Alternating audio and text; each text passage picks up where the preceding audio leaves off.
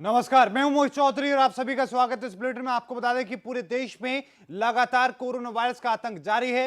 पूरी दुनिया में लगातार आंकड़े हर रोज बढ़ते नजर आ रहे हैं। 30,000 का आंकड़ा अब भारत में भी पार हो चुका है और इसी के साथ में 1,000 से ज्यादा लोगों की अब तक कोरोना वायरस के चलते मौत हो चुकी है और करीब 7,000 से ज्यादा लोग ऐसे हैं जिन्होंने कोरोना वायरस को मात देने में सफलता हासिल की है। लेकिन इन सब के बीच में आपको यह भी बता दें कि लगातार चुनौतियां तमाम सरकारों के बीच में बढ़ती नजर आ रही है और इस बीच में आपको यह भी बताते चलें कि दिल्ली सरकार ने कुछ राहत दी है। जो इलेक्ट्रीशियंस हैं, जो इलेक्ट्रॉनिक दुकानें हैं, उनको कुछ राहत दी है, उनको खोलने की इजाजत दी गई है, बुक स्टॉल्स को खोलने की इजाजत दी गई है। और उससे पहले आपको बता दें कि आजादपुर मंडी को 24 घंटे खोलने की इजाजत दी गई थी। दिन में तो आढ़ती वहां पर मौजूद रहते थे, दिल्ली में सब्जी सप्लाई करने का काम होता था और रात में दूसरे राज्यों से सब्जी वहां पर पहुंचा करती थी। लेकिन अब वहां पर भी 10 से ज्यादा लोग अब तक कोरोना पॉजिटिव पाए गए हैं। इसी के साथ में आपको यह भी बता दें कि दिल्ली के मुख्यमंत्री अरविंद केजरीवाल ने कई पत्रकारों के संगठनों के साथ में मुलाकात की थी और उसके बाद में उन सभी संगठनों को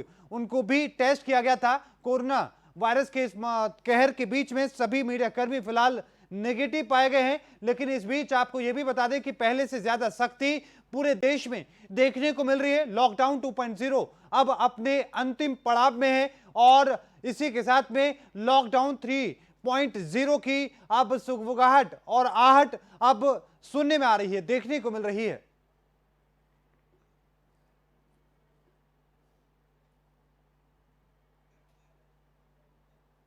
और ऐसे में आपको बता दें कि दिल्ली सरकार ने प्लाज्मा थेरेपी के जरिए मरीजों को ठीक करने की कोशिश की थी। दिल्ली के बाद उत्तर प्रदेश, हरियाणा, कई राज्य ऐसे हैं जो प्लाज्मा थेरेपी के जरिए तमाम मरीजों को ठीक करने में जुटे हैं। लेकिन इस बीच में आईसीएमआर ने एक बड़ा बयान दिया है। क्या कुछ आईसीएमआर ने कहा है, आइए सुनवाते हैं। दुनिया भर में भी कोई अप्रूव थेरेपी नहीं है and plasma therapy is one of the therapy which is being experimented with. However so far there is no evidence to support it as a treatment. यह अभी भी एक्सपेरिमेंटल स्टेज पर है। इसका कोई एविडेंस नहीं है कि इसको ट्रीटमेंट के रूप में इस्तेमाल किया जा सकता है। यूएस एफडीए ने भी इसे एक एक्सपेरिमेंटल थेरेपी के रूप में ही देखा है। आईसीएमआर ने एक नेशनल स्टडी को लॉन्च किया है ताकि वह इस थेरेपी की एफिकेसी के बारे में स्टडी कर सके।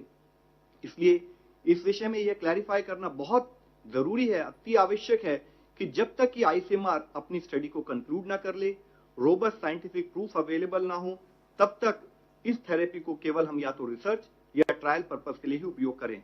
इनफैक्ट जो प्लाज्मा थेरेपी है, अगर इसको हम प्रॉपर तरीके से, प्रॉपर गाइडलाइंस के तहत इस्तेमाल ना करें तो इससे लाइफ थ्रेटनिंग कॉम्प्लिकेशंस भी हो सकती हैं।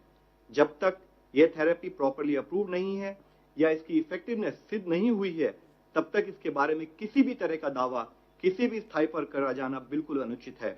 आईसीएमआर की स्टडी के बारे में कहीं भी इस प्रकार का प्रयोग पूरी तरह से इलीगल है और दूसरी तरफ पेशेंट की जान को इससे खतरा भी उत्पन्न हो सकता है।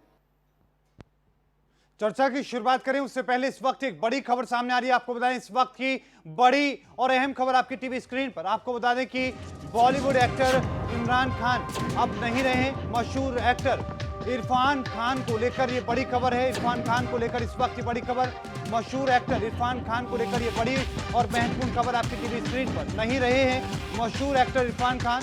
सुजीत सरकार जो कि डायरेक्टर हैं, उन्होंने ट्वीट करके इस बात की जानकारी दी है। बीते रोज ही आईसीयू में भर्ती हुए थे इरफान खान। इस वक्त की बड़ी खबर आपकी टीवी स्क्रीन पर। आपको बता दें कि इरफान खान अब नहीं रहे हैं। आपको यह भी बताते चले कि 54 साल की उम्र में उनका निधन हुआ है। 1967 में उनका जन्म हुआ था। इस वक्त की बड़ी खबर आपकी टीवी स्क्रीन पर। आपको बता दें कि कई खिताब उनके नाम पर है। हॉलीवुड फिल्म द नेमसेक 2006 में उनके अवार्ड मिला था। हॉलीवुड फिल्म लाइफ ऑफ पाई 2012 में उसके लिए भी उनको अवार्ड मिला था। कई खिताब उनके नाम पर हैं। लेकिन इस वक्त की बड़ी और अहम खबर आपकी टीवी स्क्रीन पर। आपको बता दें कि मशहूर एक्टर इरफान खान अब नहीं रहे हैं। डायरेक्टर सुजीत सरकार के द्वारा ट्वीट करके इस बात की जानकारी दी गई है।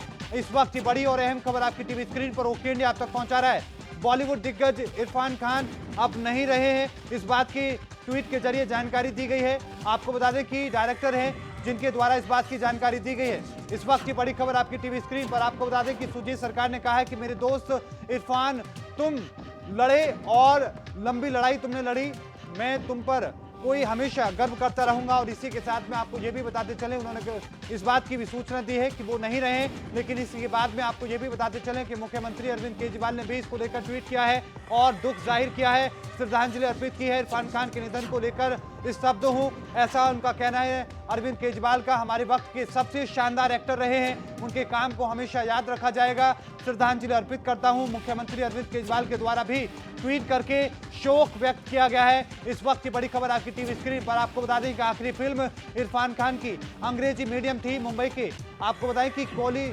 वाले अस्पताल में इन भर्ती थे और कुछ दिन पहले ही इरफान की मां का भी निधन हुआ था। 25 अप्रैल की वो तारीख थी जब इरफान खान की मां का भी निधन हुआ था। इस वक्त की बड़ी खबर आपकी टीवी स्क्रीन पर ओके इंडिया आप तक पहुंचा रहा है इरफान खान से जुड़ी।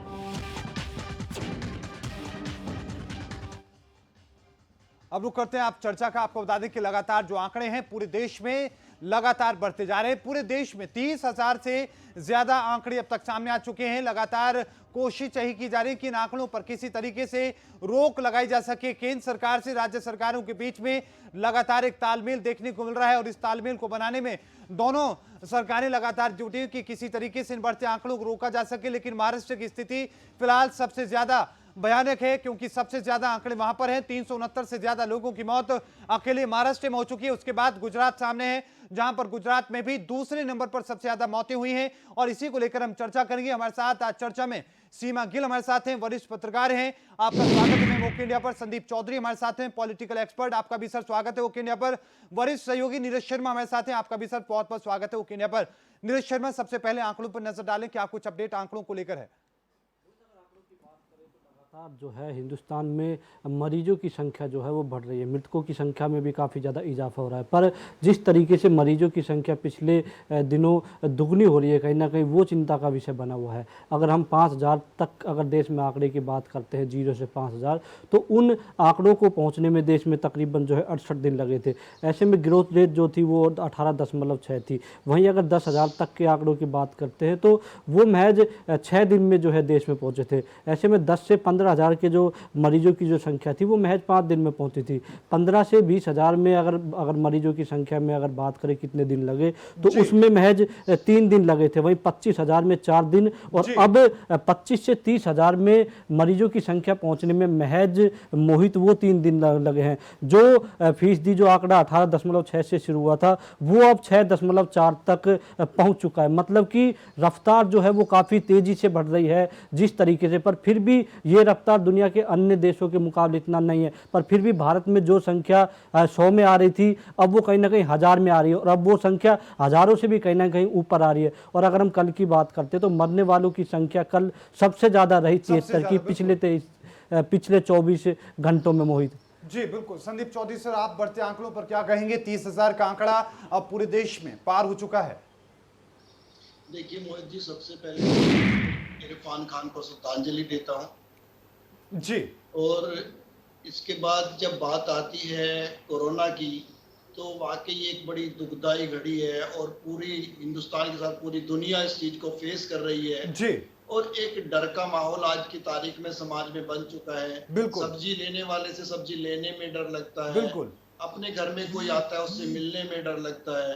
तो एक डर का माहौल क्रिएट हो चुका है पूरे तरीके से, क्योंकि बीमारी ऐसी है जो हमें ना दिखाई देती है, ना आने का पता चलता है, ना जाने का पता चलता है, ना मिलने वाले आदमी से पता चलता है कि इसको क्या है क्या नहीं है। तो जिस तरीके से सरकार काम कर रही है, इसमें केवल और केवल सरकार का, पूरी दुनिया की सरकारों का एक ही चीज पे फोकस रहा है कि आप कम मिलिए, घर से कम निकलिए, ये इसका एक उपाय है। लेकिन ये भी सच्चाई है मोहित जी कि ये इलाज नहीं है। इसीलिए डे बाय डे मौतें हो रही हैं, पेशेंट बढ़ते जा रहे हैं।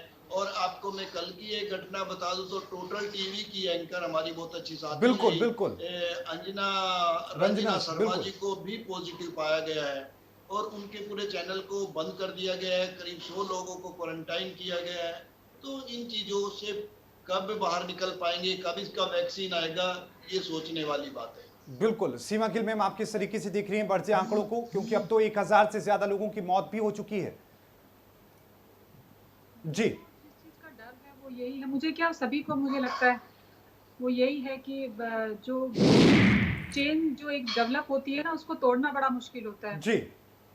आज जिस तरीके से संदीप जी बोले थे अभी कि टोटल टीवी के जो रंजना को है, क्योंकि रंजना मेरे साथ काम कर चुकी है, टोटल टीवी भी मेरे उन चैनलों में से है जिनको मैंने अपने हाथों से बनाया। तो बड़ा दुख होता है कि जब पूरा इस तरीके से इम्पैक्ट आप पूरे ऑर्गेनाइजेशन पे पड़ता है, आपके टीम पे पड़ता है डायरेक्टली, तो आपको ज़्यादा दुख होता है और ज़्यादा उस चीज़ को गंभीरता से समझ सकते हैं कि वो पेन किस तरह का है। लेकिन हालात अभी भी दुनिया के मुकाबले हिंदुस्तान में बेहतर हैं। हमें सिर्फ यही एक हमारे पास एक लॉजिक है जिसकी वजह से हमें लगता है कि हाँ, हम लड़ सकते हैं।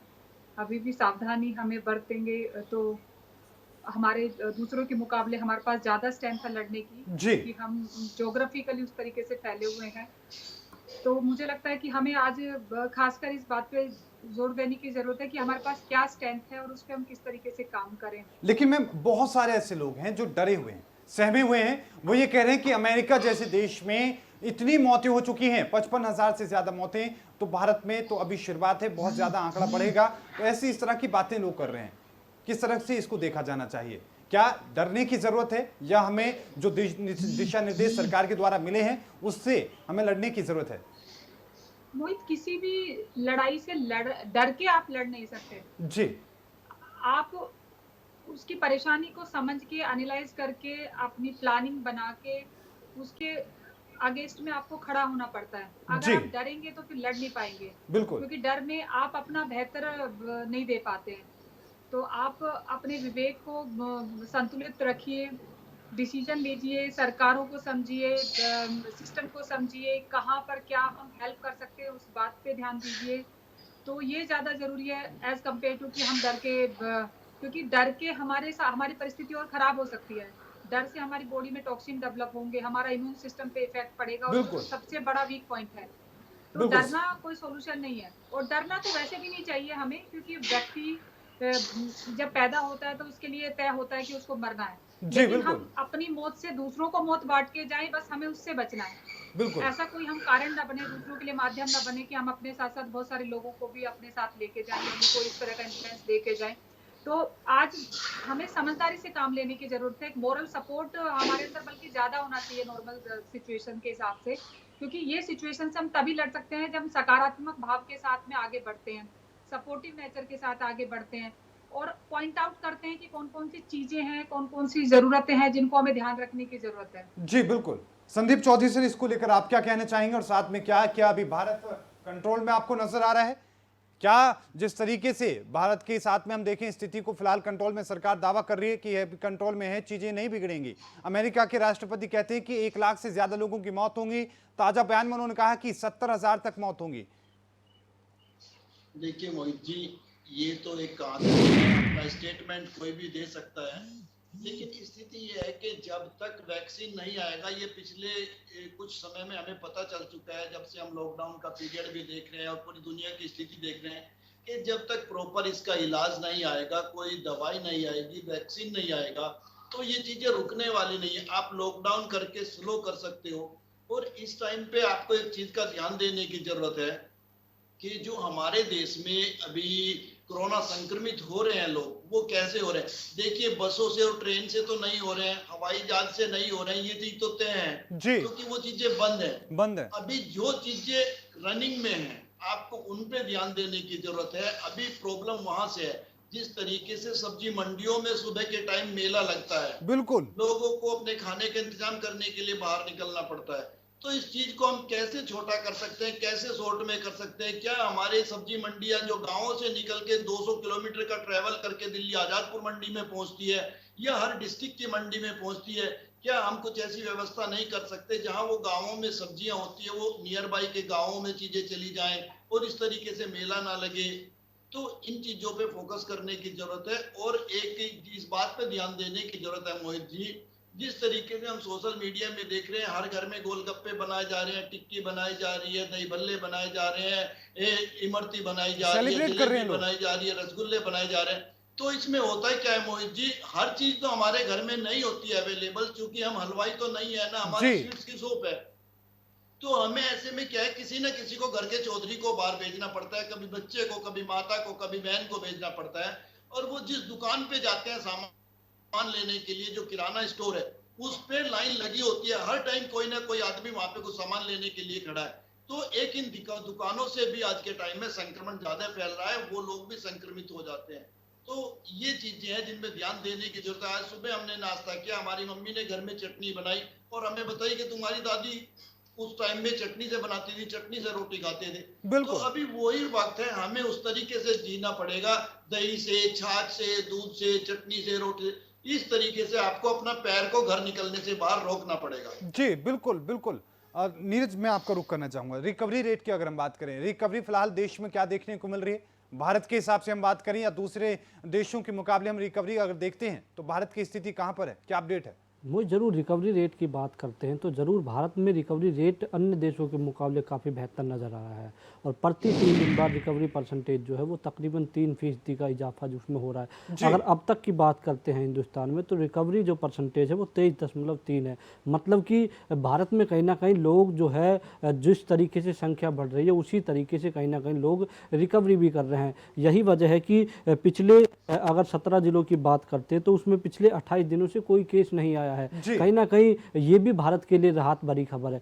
पर रिकवरी के मामले में हिंदुस्तान में जिस तरीके से पिछले कुछ दिन में सुधार आया है और लगातार रिकवरी का परसेंटेज बढ़ रहा है, वो कहीं ना कहीं राहत भरी खबर है। पर उसके अलावा कुछ अगर राज्यों की बात करते, कुछ शहरों की बात करते जिसमें कहीं ना कहीं ये अगर कोरोना वायरस की बात करते तो वो कहीं ना कहीं गढ़ बना हुआ है। हम महाराष्ट्र की बात करते, महाराष्ट्र इस वक्त देश में सबसे ज़्यादा अगर मरीजों की संख्या बात की जाए या फिर मृत्यु की बात की जाए तो उसमें कहीं ना कहीं महाराष्ट्र सबसे ऊपर आता है। तकरीबन 9300 वहाँ पर 9300 से ज़्यादा ही मरीजों की संख्या वहाँ पर चल रही है। वहीं मुंबई और अहमदाबाद दो ऐसे शहर हैं जो कहीं ना कहीं अव्वल बने हुए हैं, क्योंकि मुंबई में कोरोना वायरस के मामले भी काफ़ी ज़्यादा आ चुके हैं, तकरीबन 6000। और वहीं अगर हम बात करते हैं अहमदाबाद में तो अहमदाबाद में भी कहीं ना कहीं कोरोना वायरस से मरने वालों की संख्या जहां गुजरात में 181 है, वहीं अहमदाबाद, अकेले अहमदाबाद में वो संख्या 59 है। वहीं अगर महाराष्ट्र की बात करते हैं, पूरे महाराष्ट्र में तकरीबन 400 लोगों की मौत हुई अब तक कोरोना वायरस से। वहीं मुंबई, अकेले मुंबई में तकरीबन 250 लोग इसकी वजह से जो है वो मौत उनकी हो चुकी है। तो कहीं ना कहीं मुंबई और जो है अहमदाबाद जो बड़े बड़े मेट्रो सिटी हैं वो कहीं ना कहीं सबसे ज़्यादा प्रभावित है। पर उसके बावजूद भी वहाँ का रिकवरी रेट भी कहीं ना कहीं कुछ सुधार कर रहा है। जिस तरीके से तमिलनाडु की बात करते हैं वहाँ पर रिकवरी रेट बेहतर है, जितने मरीज हैं उनसे कहीं ज़्यादा वहाँ पर रिकवरी हुई है। केरल के भी हालात यही हैं, वहाँ पर भी रिकवरी रेट अच्छा खासा है। मोहित जी बिल्कुल। सीमा मैम, मैं आपका रुख करना चाहूंगा कि हमें मौत के आंकड़े से डरना चाहिए या फिर रिकवरी के आंकड़े देखकर हमें खुश होना चाहिए, उत्साह में आना चाहिए? रिकवरी के आंकड़े लगातार बढ़ते नजर आ रहे हैं, 7000 के करीब रिकवरी रेट पहुंचा है। रिकवरी हमारे के जो लोग हैं वो कर चुके हैं और 23% से ज्यादा रिकवरी रेट हमारे देश में है। मोहित, ये हमारी परसेप्शन पे डिपेंड करता है कि हमें गिलास को भरे हुए देखना है या खाली देखना है। इस तरह की परिस्थिति में हमें गिलास को भरे हुए गिलास को ही देखना चाहिए और उसी को ऑब्जर्व करना चाहिए, क्योंकि उससे हमारे अंदर उत्साह आता है। उत्साह जो है आपको स्ट्रेंथ देता है। और वाकई ये बहुत अच्छा है कि 7500 के आसपास रिकवरी हमारी हो चुकी है। तो ये रेट दुनिया भर के मुकाबले में बहुत अच्छा है। और मैं बार बार कहती हूँ कि ये हमारे लिए सौभाग्य की बात है कि हमारा जो रहन सहन है, हमारा जो खाना पीना है वो इतना अच्छा है। उसमें बीच में थोड़ा डिस्टर्ब जरूर हुए हम, लेकिन फिर भी हमारे जो आम घरों में आज भी उस तरह के खाने खाए जाते हैं। हमारा रहना सहना उस तरह का है कि हमारा इम्यून सिस्टम अपने आप में बहुत स्ट्रॉन्ग है। यंग बच्चों की रिकवरी रेट आप देखेंगे बहुत अच्छी है as compare to old age citizen जो हमारे हैं। उनको लेके थोड़ी चिंता का जरूर विषय है, लेकिन हमें इस पर ध्यान देना होगा कि हम यहाँ से तो बच रहे हैं, लेकिन अभी भी जो सबसे बड़ा चैलेंज है वो यही है कि हम इस लॉकडाउन को अगर कंटिन्यू करते हैं, क्योंकि जब तक आपके पास कोई भी ऑप्शंस नहीं आएगा वैक्सीनेशन का, तब तक ये प्रॉब्लम खत्म होने वाली नहीं है। तो हमारी जो बेसिक जरूरतें हैं उसको हम कैसे मैनेज करें, सरकार क्या सिस्टम बनाए। जैसे अभी बात कर रहे थे मंडियों की, क्या कोई सरकार ऐसा सिस्टम प्रोवाइड कर सकती है कि वो रेजिडेंशियल RWA के कोने तक एक एक जगह पे ऐसे कुछ पॉइंट आउट कर दे कि वहां पे वो सब्जी की सप्लाई दे दे, ताकि लोगों को मंडी में जो भीड़ हो रही है वहां पे लोग ना जा पाए। क्योंकि ज्यादातर आप केस देख रहे हैं कि सब्जी बेचने वालों काफी पॉजिटिव पाए जा रहे हैं। बिल्कुल। पुलिस डिपार्टमेंट में है जो वो काफी पॉजिटिव पाए जा रहे हैं।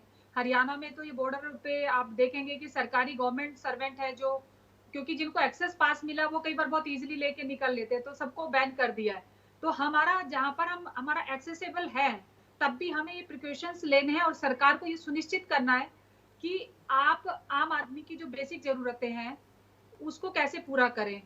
मैं जैसे अभी संदीप जी बोल रहे थे, ये बहुत जरूरी है हमारे लिए, हम सब परिवारों के लिए जिनके पास सारी चीजें हैं।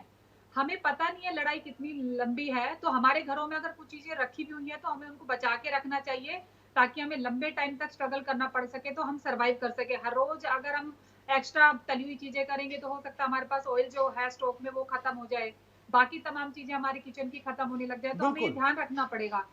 और सभी को एज ए पर्सनल तौर पे भी ध्यान रखना पड़ेगा और सरकार को ये सुनिश्चित करना पड़ेगा। अभी भी जो बहुत जगह पे ग्राउंड से जो रिपोर्ट्स आ रही हैं वो दुखी करने वाली हैं। जी लोगों के पास खाने के लिए सामग्री नहीं है।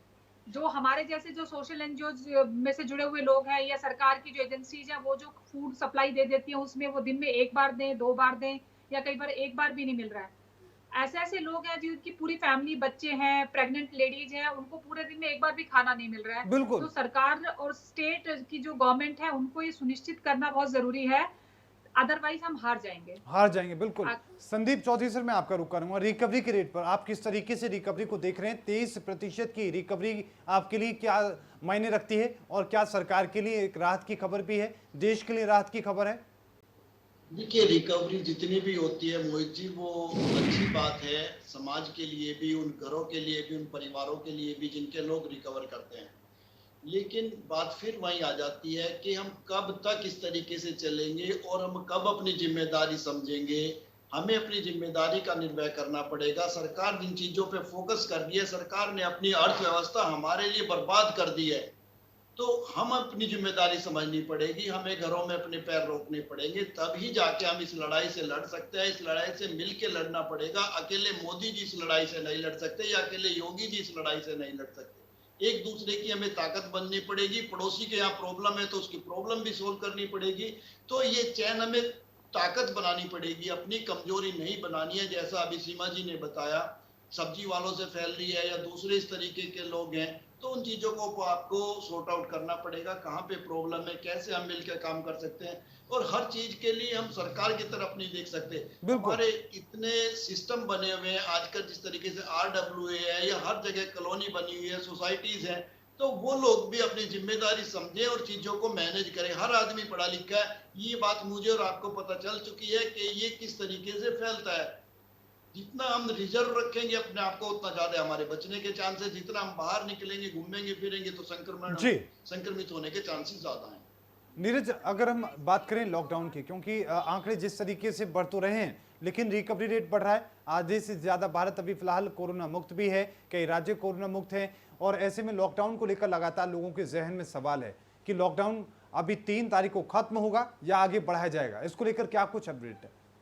मुझे अगर लॉकडाउन की बात करते तो ज़रूर जिस तरीके से पीएम नरेंद्र मोदी ने तमाम जो राज्यों के जो सीएम हैं उनके साथ मुलाकात की, और तमाम राज्यों के सीएम जो हैं वो कहीं ना कहीं उनसे रणनीति मांगी कि आखिर किस तरीके से आगे का काम किया जाए। पर जिस तरीके से बताया गया है कि 6 बड़े राज्य जैसे हैं जिनके सीएम ये चाहते हैं कि लॉकडाउन की अवधि को बढ़ाया जाए, तो कहीं ना कहीं सरकार भी जिस तरीके से पीएम नरेंद्र मोदी ने कहा कि संयम का वक्त है, लड़ाई जो है वो काफ़ी लंबी है, लड़ाई इतना जो है कम नहीं, लंबी लड़ाई है। पूरी दुनिया की नज़र भारत पर है, और भारत ने अब तक जिस तरीके से काम किया है, हमारी जनता ने जिस तरीके से काम किया है, हमारे जो है प्रशासन ने जिस तरीके से काम किया है, सुरक्षा स्वास्थ्य कर्मियों ने जिस तरीके से काम किया है, वो कहीं ना कहीं सराहनीय है। और वही चीज़ है कि अब राज्य सरकार कहीं ना कहीं, क्योंकि कई राज्य सरकारों ने ये भी कहा है कि केंद्र सरकार की तरफ से जो निर्णय दिया जाएगा वही कहीं ना कहीं अंतिम निर्णय होगा। ऐसे में कैबिनेट की बैठक होने वाली है, उस बैठक में भी मुझे लगता है कहीं ना कहीं इस पर लेकर बड़ी चर्चा होगी। पर अनुमान यही लगाया जा रहा है कि जिस तरीके से लॉकडाउन 2.0 लगाया गया था, उसी तरीके से शायद एक बार फिर से लॉकडाउन की अवधि को बढ़ाया जाए, पर कुछ छूटें दी जाए। जिस तरीके से अगर जिले वाइज की बात करते हैं, जिस तरीके से अगर किसी ज़िले में कोई मामले कम है या मामले हैं नहीं, उन ज़िलों में कहीं ना कहीं छूटें दी जा सकती हैं। ऐसे में ऑरेंज जोन की बात करें, ग्रीन जोन की बात करें, वहाँ पर कुछ ज़्यादा छूटें दी जा सकती है। शायद रेड जोन को ज़्यादा छूटें नहीं मिले। इसी तरीके से अगर बात करते हैं, जिस तरीके से खबरें ये आ रही हैं कि शायद सरकार जो है कुछ फैसले राज्य सरकारों पर भी छोड़ सकती है और राज्य सरकार कहीं ना कहीं इस चीज़ को लेकर आप खुद भी स्टेप अपने हिसाब से ले सकते हैं। जिस तरीके से हमने पहले देखा था कि तेलंगाना में लॉकडाउन की अवधि को जो है वो थोड़ा सा बढ़ाया गया है, 6 मई तक का वहाँ पर पहले ही कर दिया गया है। ये चीज़ हमने पहले भी देखी थी कि केंद्र सरकार की घोषणा से पहले ही 6 बड़े राज्यों ने वहाँ पर अपने अपने राज्यों में जब 2.0 लॉकडाउन देश में बढ़ाया गया, उस वक्त बढ़ा दिया गया था। तो कहीं ना कहीं राज्य सरकारें भी अपनी तरफ से स्टेप ले रही हैं। ऐसा नहीं है कि दुनिया के कई राज्य देश ऐसे भी हैं जिन्होंने कुछ बंदिशों में छूट दी है, कुछ देश ऐसे भी हैं जो लॉकडाउन को हटाने की कहीं ना कहीं वो घोषणा जल्द आने वाले वक्त में कर सकते हैं और वो कहीं ना कहीं उन्होंने तारीखों का भी इसमें ऐलान किया है। संदीप चौधरी सर, आप क्या देखते हैं कि क्या लॉकडाउन 2.0 के बाद लॉकडाउन 3.0 की आहट आपको सुनाई देती है और साथ में क्या इसकी जरूरत आपको नजर आती है या फिर कुछ छूट के साथ में हम अभी काम चला सकते हैं? देखिए मोहिती, मैं आपको बताऊं, लॉकडाउन 3 तो होना तय है, लॉकडाउन 3 आएगा, लेकिन अभी तक सरकार और सिस्टम काफी चीजों को वॉच कर चुका है। उसमें ये देख चुके हैं कि जैसे मान लिया आपको अपने ऑफिस जाना है जी, आपको अपने ऑफिस जाने के लिए अगर आप अपनी कार से जा रहे हैं, अपनी बाइक से जा रहे हैं, तो गवर्नमेंट को लगता है ये काम कर सकते हैं, अपने ऑफिस या अपने बिजनेस को रन कर सकते हैं। लेकिन अगर आपका स्टाफ बसों से आता है तो उस चीज को परमिशन नहीं दी जाएगी।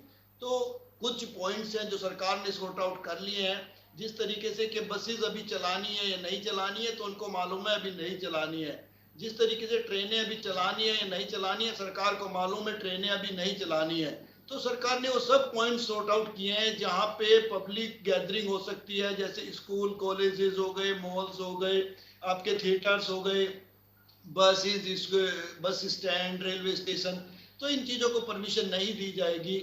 ऑफिस में जिस तरीके की गैदरिंग होती है उसको परमिशन नहीं दी जाएगी। तो इसी तरीके से सिस्टम को भी चलाने की कोशिश की जाएगी और लॉकडाउन में भी देश को रखा जाएगा अभी, और इसकी जरूरत भी है मोहित जी अभी बहुत ज्यादा। लेकिन क्या लग रहा है कि क्या राज्यों के ऊपर इसको छोड़ देना चाहिए? ये राज्यों की मर्जी है कि लॉकडाउन को बढ़ाएं या छूट दें या न दें। भूपेश बघेल मुख्यमंत्री हैं, उनका बयान इसको लेकर सामने आया था।